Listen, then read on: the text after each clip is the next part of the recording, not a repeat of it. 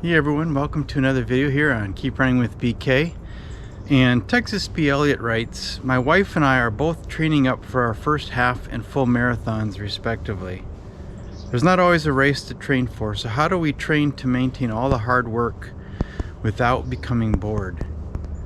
That is a great question, and in this video I'm going to be talking about how do we maintain our fitness and our focus when we don't have a race to train for or we're in the off season.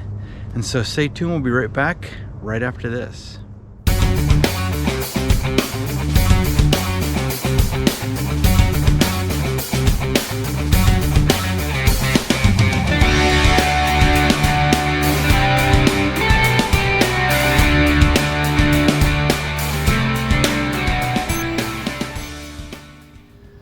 So for many runners, we have access to races throughout the year, and we have relatively good weather for roughly 9 months of the year. And where I live, that's basically from about March through October.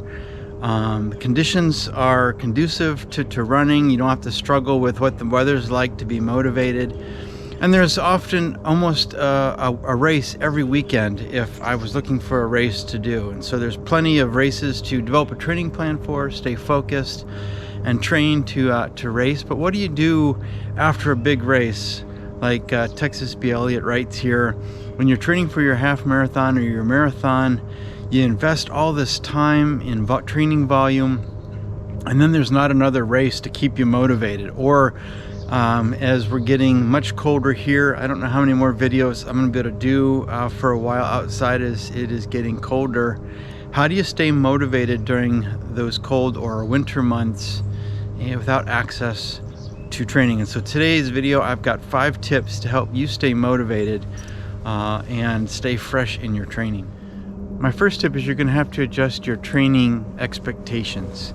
It's not realistic to expect that you're going to be able to maintain the level of intensity, maybe even the amount of training volume, or even the type of training you're doing when you're training under ideal conditions and for a goal race. You're going to have to get creative. It's also a good idea just to give your body and your mind a break. So adjusting what your expectations, what you hope to get out of your training, the type of training that you're doing,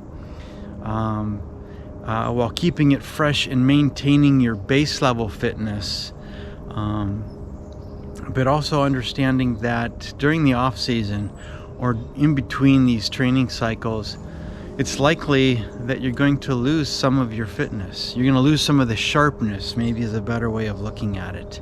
But if we can continue our training in such a way that we maintain a base level of fitness, when we do get back to a training plan, we do get a race on the schedule that we can train for, our fitness level will actually return to that level of sharpness quicker than it took us to develop it in the first place. And so I think, don't panic. There's no need to get concerned, overly concerned about it. Realize you're going to have to change your mindset. You're going to have to change your expectations. You're going to lose a little bit of fitness, but by staying focused, getting creative, there's no reason to believe that you can't return to fitness fairly quickly once training season returns. Tip number 2 is you're going to need to adjust your intensity. I think that's the biggest change with your training is it's going to be hard to stay motivated, but even physically and mentally it's going to be hard to maintain the level of intensity if you're doing speed work or long, harder runs for marathon training or half marathon training. And so I would really encourage you maybe to drop a day from your training plan. Currently I'm training 6 days a week, and I personally am going to find that really hard to maintain during the winter. Some people that's not as big of a deal. Some people can maintain that same frequency of training year round, but I would suggest even if you do maintain the frequency, adjust and dial back the intensity. I would encourage keeping the majority, if not all, of your running during this off season really at an easy, comfortable pace. Continue to build that aerobic capacity, but giving your body a break from the intensity, keeping the legs churning, and maybe once or twice during the week, introduce some strides, some short pickups in speed just to keep those legs used to what faster turnover feels like, even just to kind of get the engine running up, but then bringing it back down, and it's not over extended periods of time. Another suggestion might be, if you're looking for some speed work now and again, assuming that the road conditions or path conditions are conducive to that, maybe running some fartleks, which sounds funny. I always laugh at it. It's that little childish boy in me whenever I hear fartlek. Takes me back many years when I first heard that, and I thought that was silly. It's a Swedish word that means speed play, and I like to think of it mentally as I'm going out there and I'm running after a warm-up. I'm running easy.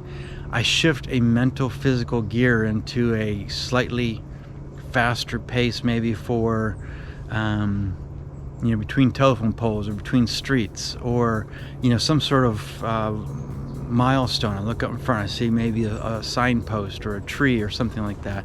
I'll pick up the speed till that signpost, and then I'll shift a gear again and go even harder for a period of time, and then I'll dial it back. And so usually picking 3 or 4 different speeds over different distances, just to kind of mix it up, get the legs churning and things like that, is a creative idea to introduce some faster running. But large majority of the off season, I like to just keep it easy, continue to build that aerobic capacity. And I think the underlying message here is keep running.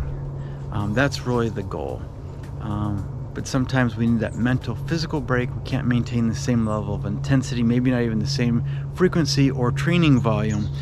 But if we can maintain, again, a base level of fitness, and get a few runs in each week, when we do return back to our race training plans, we'll be able to ramp things up fairly quickly because we'll have that base fitness still in place. Tip number 3 is maintain a long run. Just because it's the off season, just because you don't have a race to train for, the long run is still the most important run of your training week. Now, it may not be the typical long run that you may be used to or comfortable, or that you have scheduled when you're training for a marathon or a half marathon. I know for me personally, I don't maintain the same duration or length for my long runs in the off season. I dial it back anywhere from 3 to 6 miles from what I might normally do.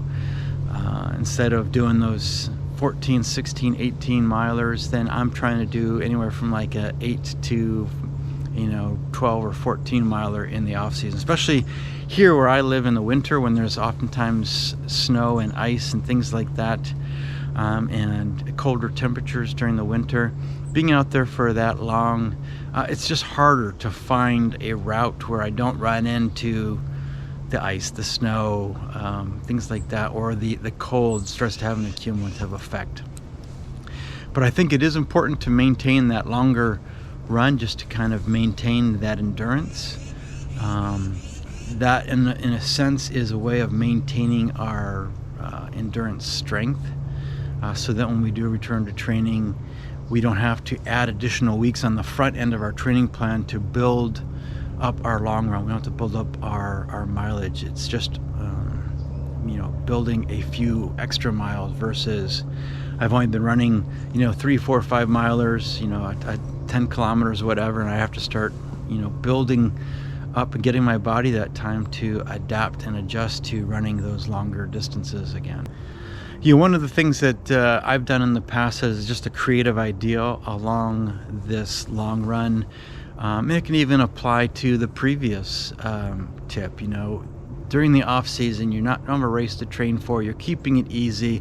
You're looking for some fresh ideas, just to keep it mentally fresh as well as physically fresh. I call it the heat map. There's a lot of online tools that you can use that shows you a heat map of all the streets or routes that you've run in a given area. Back in the day when I first started doing this, I actually printed off Google Maps for the entire area that I live in, and I taped them all together and put it up on the wall. And then I would highlight all the streets, all the roads, and all the trails that I had run on, with the goal of trying to run all the streets in the town that I live in. And likewise, you could find an area around you or where you like to go and run and print that off and highlight it like I did old school. Or you can use one of these more modern tools where you can actually show the heat map and look for roads or streets that you haven't run on yet. And just make it your goal during the off season to see how much of the map that you can actually cover. It's creative. It takes your mind off of having to get a certain pace or a certain effort. You just go out and you have fun. You just go out and you explore the neighborhood that you live in, or you explore the area or the region that you're in, just to take in the sights while still getting your running in and maintaining your fitness. Tip number 4 is I would encourage you to look for cross-training opportunities. Perhaps you have access to a rowing machine, or you have a bike that you can go and ride, or put it up on a trainer in the basement like I do, and in front of the TV, and maybe I'm watching a movie or I'm watching a show or binge watching Netflix, but I'm able to spin on the bike and get some exercise in. Or maybe you have access to a pool and you can swim laps in the off season. It's a great way just to cross train, get some additional exercise and fitness conditioning in, while keeping it low impact and giving your legs an extra break. Going back to maybe you cut 1 or 2 days out of your frequency, but you supplement that by filling in with these cross-training activities. You can maintain the consistency as far as time that you're training during the week, but give those legs just a little extra rest in the off season so they come back fresh and ready to go when you're ready to push the effort and push the pace. So tip number 5 is incorporate, if you're not already doing this on a regular basis, a core workout. Working on your core. I typically like to do body weight exercises such as squats with a medicine ball. I like to do push-ups. I like to do planks. I may do some yoga just to work on some strength and flexibility, as well as working my core through those ranges of motion. Maybe Pilates or something else that you can do in the off season, just to kind of do some body maintenance. Again, it's low impact. During the regular training season and that, I typically find less time in my schedule to fit those types of things in. So the off season is just a good way to, in a sense, dedicate some time to the things I neglect during the season. And I think it can be just refreshing physically and mentally, while taking care of your body, taking care of yourself. And during the off season right now, here in the US, we're getting ready to have our Thanksgiving holiday this week. Right on its heels will be the Christmas holiday. There's a lot of festive parties going on, and family gatherings with friends, lots of food, lots of high calorie things out there. And I think personally, it's okay to enjoy some of those within reason. But I think when I'm doing core exercises during this time, it's just a friendly reminder when I'm working that core to make sure that I'm not overdoing it. These are some helpful tips that will help you to stay active in the off season, not to panic and feel like all that time and energy that you invested into your training is just going to dwindle away. But by keeping these things in mind, staying active, continuing to run, maintaining your long run, doing some core exercises, doing some cross training, you're going to be able to stay engaged mentally and physically, but yet in a way that is refreshing, not draining, allows your body and mind a chance to regroup and be ready for when training season starts up. And if you've got any other tips or ideas, or even creative ideas that you'd like to share with those who are watching this video, feel free to share those down in the comments. And I was really excited to be able to start answering some of the questions and the topics that you guys had for the channel. This is first of many more to come. I hope that you benefited from it.